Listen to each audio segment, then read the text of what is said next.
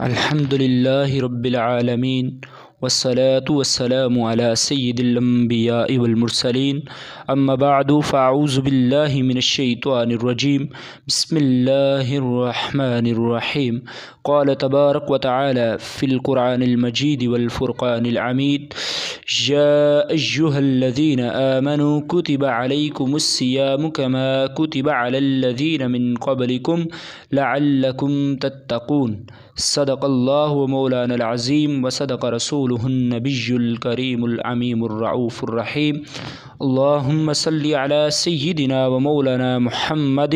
وعلی آلہ و اصحابہ سیدنا و مولانا محمد وبارک وسلم وصلوا علیہ۔ اللہ جل شانہ کی جانب سے مسلمانان عالم کو ماہ رمضان ماہ قرآن عطا ہوا ہے۔ اللہ تعالیٰ نے اپنی کتاب قرآن حکیم میں سورہ بقرہ کی آیت نمبر 183 کے اندر درج ذیل الفاظ کے ساتھ مسلمانان عالم پر رمضان شریف کے روزوں کو فرض کیا۔ اللہ تعالیٰ نے ارشاد فرمایا یا ایھا الذین آمنو، اے ایمان والو، کتب علیکم الصیام، تم پر روزے فرض کر دیے گئے، کما کتب علی الذین من قبلکم، جیسا کہ فرض کیے گئے تم سے پہلوں پر، لعلکم تتقون، تاکہ تم تقوی اختیار کرو۔ علماء لکھتے ہیں کہ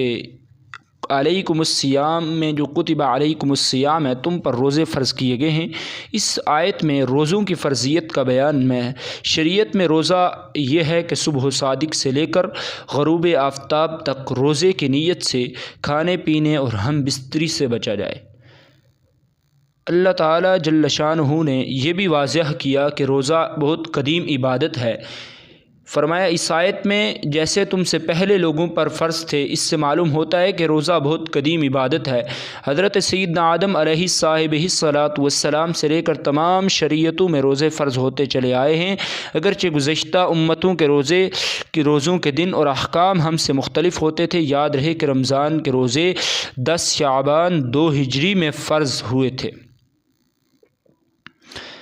روزے کا مقصد آیت کے آخر میں بتایا گیا کہ روزے کا مقصد تقوی و پرہیزگاری کا حصول ہے۔ روزے میں چونکہ نفس پر سختی کی جاتی ہے اور کھانے پینے کی حلال چیزوں سے بھی روک دیا جاتا ہے، تو اس سے اپنی خواہشات پر قابو پانے کی مشق ہوتی ہے، جس سے ضبط نفس اور حرام سے بچنے پر قوت حاصل ہوتی ہے، اور یہی ضبط نفس اور خواہشات پر قابو وہ بنیادی چیز ہے جس کے ذریعے آدمی گناہوں سے رکتا ہے۔ قرآن پاک میں آتا ہے وَأَمَّا مَنْ خَافَ مَقَامَ رَبِّهِ وَنَهَى النَّفْسَ عَنِ الْهَوَىٰ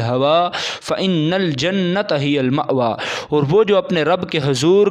کھڑے ہونے سے ڈرا اور نفس کو خواہش سے روکا تو بے شک جنت ہی ٹھکانہ ہے۔ حضرت عبداللہ بن مسعود رضی اللہ عنہ سے روایت ہے، رسول اللہ صلی اللہ علیہ وآلہ وسلم نے فرمایا، اے جوانو، تم میں جو کوئی نکاح کی استطاعت رکھتا ہو وہ نکاح کرے، کہ یہ اجنبی عورت کی طرف نظر کرنے سے نگاہ کو روکنے والا ہے اور شرمگاہ کی حفاظت کرنے والا ہے، اور جس میں نکاح کی استطاعت نہیں ہے وہ روزے رکھے کہ روزہ قاطع شہوت ہے۔ بخاری کتاب النکاح میں حدیث موجود ہے۔ اللہ جل شانہ نے رمضان المبارک کا مہینہ امت مسلمہ کو عطا کیا۔ یہ رمضان کا مہینہ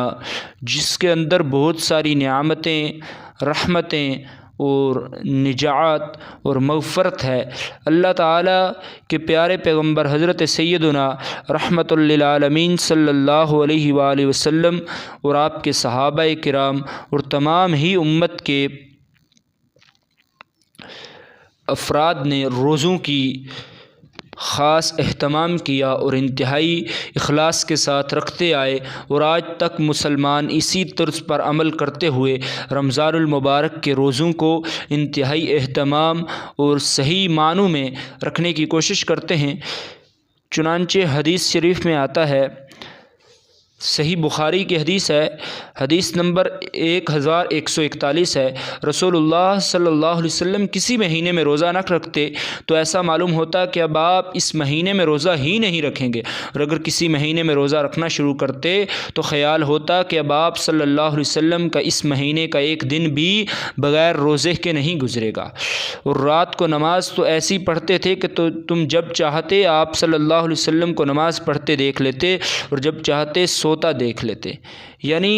انتہائی اہتمام نبی علیہ الصلاۃ والتسلیم روزوں کا کرتے تھے، خواہ وہ رمضان ہو یا غیر رمضان ہو۔ لہٰذا ایک مسلمان کے لیے بھی یہ لازم ہے کہ وہ رمضان کے روزوں کو انتہائی ترجیحی طور پر، انتہائی اہتمام کے ساتھ اور انتظام کے ساتھ اس کے حقیقی حقوق کو سمجھتے ہوئے رکھے۔ چنانچہ صحیح بخاری میں ہی 2008 نمبر حدیث ہے کہ صحابی رسول صلی اللہ علیہ وسلم روایت کرتے ہیں کہ میں نے رسول اللہ صلی اللہ علیہ وسلم سے سنا، آپ صلی اللہ علیہ وسلم رمضان کے فضائل بیان فرما رہے تھے کہ جو شخص بھی اس میں ایمان اور نیت اجر و ثواب کے ساتھ رات میں نماز کے لیے کھڑا ہو، اس کے اگلے تمام گناہ معاف کر دیے جائیں گے۔ اللہ تعالیٰ نے اپنی کتاب کے اندر بھی مسلمانوں کو جس میں رمضان کی فرضیت کا حکم عطا کیا، اس کے آخر میں جو لفظ کہا اس میں بڑی حکمت ہے، بڑی وضاحت ہے۔ قال لعلکم تتقون، کہ تم پر جو ہم نے روزے فرض کیے ہیں وہ اس لیے کیے ہیں کہ تمہارے اندر تقوی آ جائے، تمہارے اندر پرہیزگاری آ جائے، اللہ جل شانہ کا خوف پیدا ہو، اور رب تعالیٰ کی حکمتوں اور اس کے فضل کو جو ہے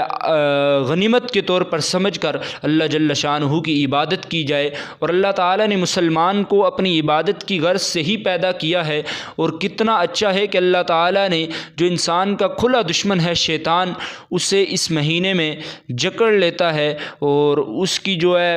اسے اتنی کھلی آزادی نہیں ہوتی کہ وہ اب مسلمانوں کو گمراہ کرے یا انہیں تکلیف دے۔ اسی طرح پھر روایت ہے، صحیح مسلم کے اندر ہے، حدیث نمبر ہے 1079، اسماعیل بن جعفر نے ابو سہیل نافع بن مالک بن ابی عامر سے انہوں نے اپنے والد سے، انہوں نے حضرت ابو ہریرہ رضی اللہ عنہ سے روایت کی کہ رسول اللہ صلی اللہ علیہ وسلم نے فرمایا، جب رمضان آتا ہے جنت کے دروازے کھول دیے جاتے ہیں اور دوزخ کے دروازے بند کر دیے جاتے ہیں، اور شیاطین بیڑوں میں جکڑ دیے جاتے ہیں۔ گویا کہ رمضان کے مہینے میں جہنم کے دروازے بھی بند ہوتے ہیں، شیاطین بھی بیڑوں میں جکڑ دیے جاتے ہیں، انہیں قید کر لیا جاتا ہے، ان کی سرکشی سے مسلمانوں کو محفوظ کر دیا جاتا ہے، اور مسلمانوں کے لیے جنت کے دروازے کھول دیے جاتے ہیں تاکہ وہ اللہ تعالی جل شانہ کی حکمتوں اور اس کے فضل کو سمجھنے کی کوشش کرے۔ ایک اور حدیث شریف جو کہ موجود ہے، صحیح حدیث ہے،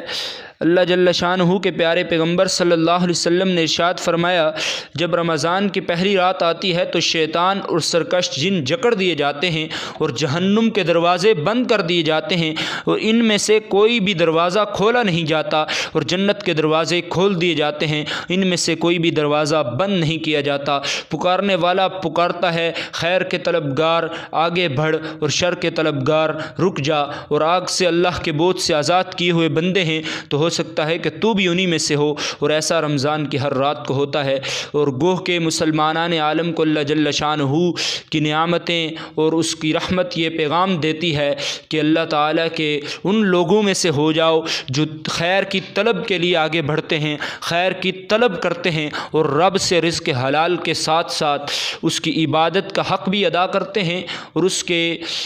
حقیقی معنوں میں جتنے بھی معاملات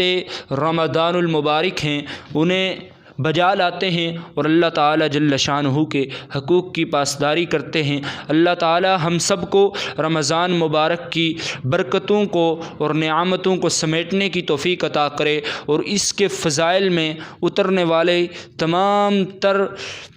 جو نعمتیں ہیں، جو بشارتیں ہیں، ان میں سے وافر مقدار میں حصہ ہمیں بھی اللہ جل شانہ عطا فرمائے۔ وآخر دعویٰ ان الحمد للہ رب العالمین۔